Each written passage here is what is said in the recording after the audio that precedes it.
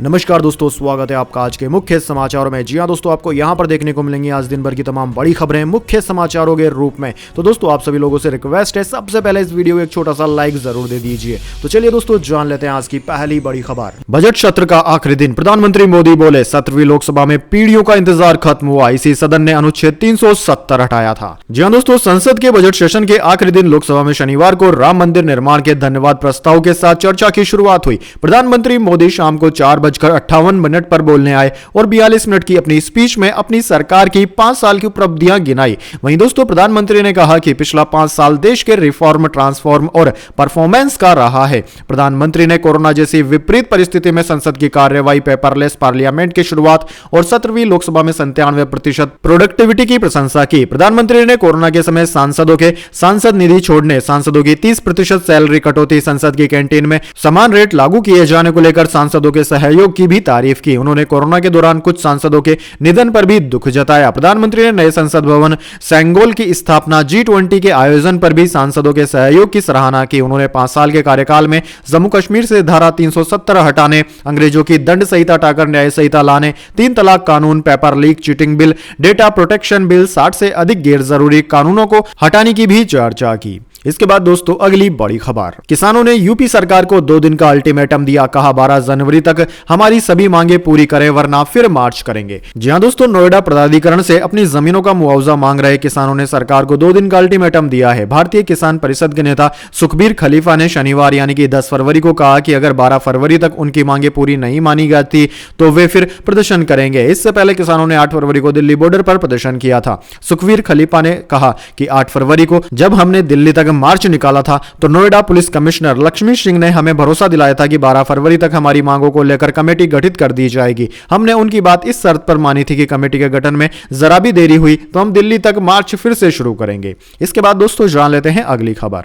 अमित शाह बोले CAA लोकसभा चुनाव से पहले लागू होगा, यह कानून किसी की नागरिकता नहीं छीनेगा, मुस्लिम समुदाय को उकसाया जा रहा। जी हां दोस्तों, गृह मंत्री अमित शाह ने कहा कि लोकसभा चुनाव से पहले देश में सिटीजनशिप अमेंडमेंट एक्ट CAA लागू हो जाएगा। उन्होंने कहा कि CAA देश का एक्ट है, इसे हम यकीनन नोटिफाई करेंगे। इसे चुनाव से पहले नोटिफाई किया जाएगा और चुनाव से पहले इसे लागू भी किया जाएगा। इसे लेकर कोई कंफ्यूजन नहीं होना चाहिए। अमित शाह ने शनिवार को ET Now global business summit में यह बातें कही। उन्होंने कहा कि कांग्रेस सरकार ने CAA लागू करने का वादा किया था जब कई देशों में अल्पसंख्यक लोगों पर अत्याचार हो रहे थे, तो कांग्रेस ने रिफ्यूजियों को भरोसा दिलाया था कि वे भारत आ सकते हैं, उन्हें यहां की नागरिकता दी जाएगी, लेकिन अब कांग्रेस अपनी बात से मुकर रही है।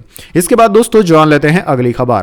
भाजपा को कांग्रेस से 7 गुना ज्यादा फंडिंग, इलेक्ट्रोल बॉन्ड के जरिए 2023 में मिले 1300 करोड़, कांग्रेस को मिले मात्र 171 करोड़ रुपए। जी हां दोस्तों, भारतीय जनता पार्टी को इलेक्ट्रोल बॉन्ड के जरिए 2022-23 में कुल 1300 करोड़ रुपए की फंडिंग मिली, जबकि इन्हीं बॉन्ड के जरिए कांग्रेस को महज 171 करोड़ रुपए का फंड मिला है। यह जानकारी चुनाव आयोग ने शेयर की है। वहीं दोस्तों, भारतीय जनता पार्टी की एनुअल ऑडिट रिपोर्ट चुनाव आयोग को भेजी गई है। इसके मुताबिक 2021-22 में बीजेपी की कुल इनकम 1917 करोड़ से बढ़कर 2022-23 में 2361 करोड़ रुपए हो गई है। वहीं दोस्तों, ऑडिट रिपोर्ट में भाजपा ने यह भी बताया कि 2022-23 में उसने ब्याज से 237 करोड़ रुपए कमाए। इसके अलावा चुनाव और सामान्य प्रचार के लिए प्लेन और हेलीकॉप्टर के लिए 78.2 करोड़ रुपए खर्च किए। पार्टी ने उम्मीदवारों को फाइनेंशियल हेल्प के तौर पर 76.5 करोड़ रुपए का भुगतान किया। बीजेपी ने पिछले साल विभिन्न राज्यों में हुए चुनाव के दौरान 1092 करोड़ रुपए खर्च किए।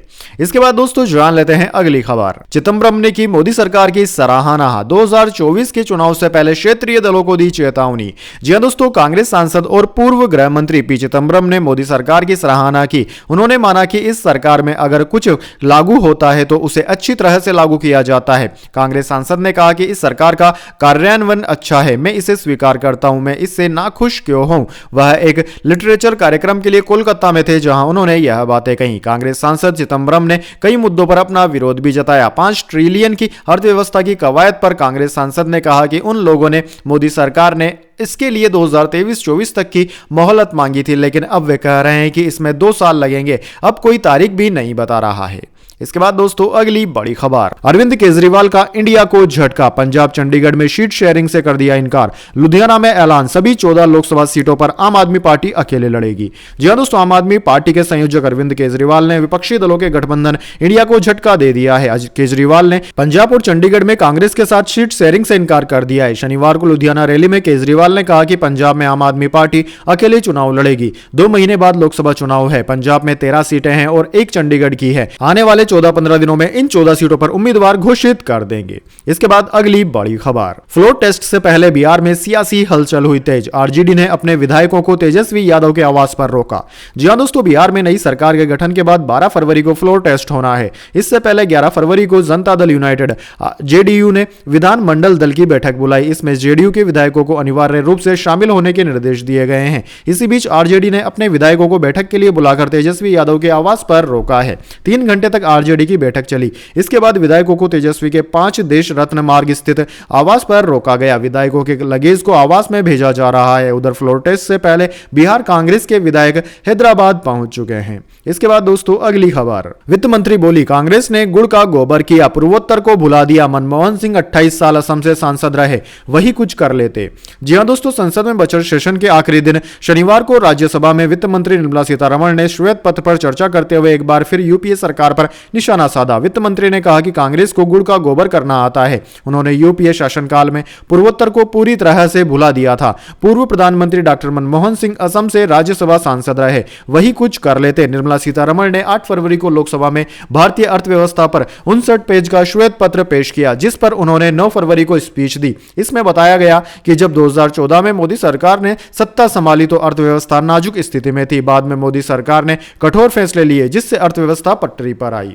इसके बाद दोस्तों अगली खबर, ओवैसी बोले क्या मोदी सिर्फ एक मजहब की सरकार चलाते हैं, बाबरी मस्जिद जिंदाबाद के नारे लगाए। अमित शाह ने कहा हवन में हड्डी नहीं डालनी चाहिए। जी हां दोस्तों, संसद में बजट सेशन के आखिरी दिन शनिवार को राम मंदिर निर्माण के धन्यवाद प्रस्ताव पर चर्चा हुई। दोपहर 2:30 बजे गृह मंत्री अमित शाह 30 मिनट बोले। उन्होंने कहा कि गुजरात में एक कहावत है कि हवन में हड्डी नहीं डालते। जब पूरा देश आनंद में हो तो आप भी इसमें शामिल हो जाइए, इसी में भलाई है। शाह से पहले एआईएमआईएम चीफ असदुद्दीन ओवैसी ने लोकसभा में अपनी बात रखी। उन्होंने 2 बार बाबरी मस्जिद जिंदाबाद के नारे भी लगाए। उन्होंने मोदी सरकार से सवाल पूछा कि मोदी सरकार सिर्फ एक मजहब की सरकार है या पूरे देश के धर्मों को मानने वाली सरकार है। इसके बाद दोस्तों अगली बड़ी खबर, रिलायंस ने पान पसंद टॉफी बनाने वाली कंपनी को खरीदा। 27 करोड़ रुपए में हुई डील।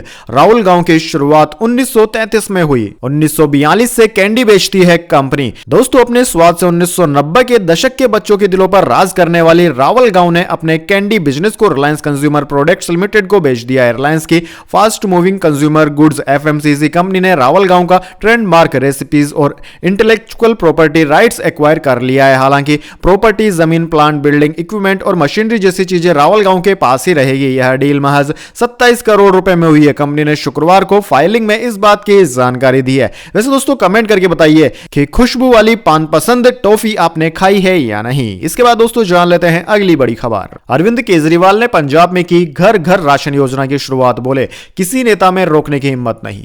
जी हां दोस्तों, शनिवार को पंजाब में आम आदमी पार्टी के राष्ट्रीय संयोजक अरविंद केजरीवाल ने मुख्यमंत्री भगवत मान के साथ घर घर जाकर राशन बांटा और door step delivery of ration की शुरुआत की। दोस्तों आपको बता दें यह योजना दिल्ली में लागू नहीं हो पाई थी और काफी विवादों में रही थी। घर घर राशन योजना दिल्ली में लागू न होने को लेकर अरविंद केजरीवाल ने केंद्र सरकार पर जमकर निशाना साधा और कहा कि किसी पार्टी, किसी नेता की हिम्मत नहीं है कि इस योजना को कोई रोक सके। घर घर राशन योजना लागू करने का मकसद बताते हुए केजरीवाल ने कहा कि पिछले 75 साल से सरकार गरीबों के लिए राशन भेज रही है, लेकिन उन तक यह राशन नहीं पहुंचता। गरीब धक्के खाते हैं, बार बार राशन की दुकान में जाते हैं, लेकिन इनका राशन चोरी हो जाता है। अगर 100 किलो राशन ऊपर से चलता है तो 10 से 15 किलो राशन ही गरीब तक पहुंच पाता है। बाकी सारा राशन बीच में बैठे दलाल, नेता और अफसर खा जाते हैं।